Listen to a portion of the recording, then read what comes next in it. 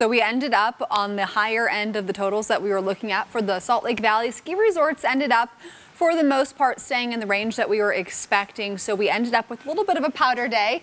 Most resorts picking up about 6-12 inches of snow, and the range for the valleys, it was a wide range. It was forecasted to be 1 to 6 inches of snow, and I think a lot of you guys fell right into that, but maybe at the higher end. Big snowflakes, though. It was beautiful. Here's a live look right now from our Oquirrh Mountain camera, where we've got some sunshine still. Our sunset's going to be in about a half hour, so this camera will become more colorful here. 42 degrees here in Salt Lake City with our wind out of the north, about 10 miles per hour. Temps up for Alta right now, 21, 36 in Draper, 40 down in Lehigh, 41 currently in Provo. Up in Ogden, 41 degrees, 33 in Colville. Across a lot of the state, many of us have temps right now about 40 degrees. And for St. George, near 60. Quite a bit cooler than that in Cedar City at 42 degrees. As we look at satellite and radar here across the state, we've got just some clouds right now. Some rain off to our south, some snow off to our north and east, but heading into this evening, the main weather story will be very gusty conditions, especially across southwest Utah. That's where we're going to have a wind advisory here in a few hours, and then up into Wyoming, still very, very gusty along I-80 up through southern Wyoming. So later tonight, there's this wind advisory that's going to be in effect until tomorrow at 10 a.m. for southwest Utah, for all those areas highlighted in the yellow right here. We head into the next couple of hours. Temperatures will be about 35 degrees through much of your evening tonight. And then tomorrow morning, as you wake up, you'll have those temps in the low 30s. So it's really not going to be terribly cold as you wake up tomorrow. Yes, it's going to be below freezing, but it's pretty close to average. And then tomorrow, we're back into the 40s by 11 a.m.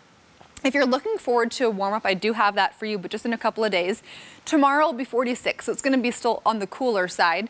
For the Cottonwoods, mostly cloudy with highs around 30, and for St. George, breezy tonight and breezy tomorrow. Sunrise forecast for you here across the state on your Tuesday morning. Teens for Park City and Evanston, 30 for Ogden, 31 for Salt Lake, 27 in Provo, and for St. George, about 40 degrees. And by tomorrow afternoon, a chance for a few flurries along the mountains and quite a few clouds, but we're really not going to see a whole lot with that storm that we've been tracking for tomorrow into Wednesday.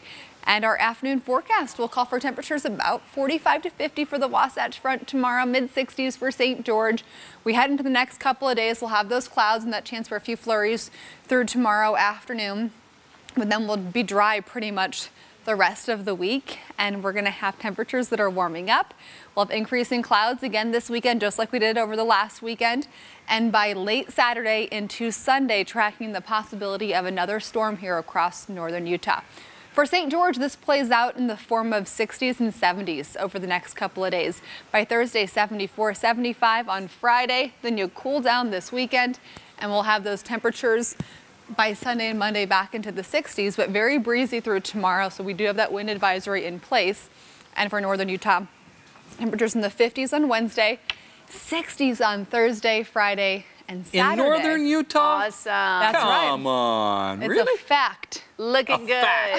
Okay. It's going to happen. I'm zeroing in on Saturday because we have baseball tryouts. Oh boy.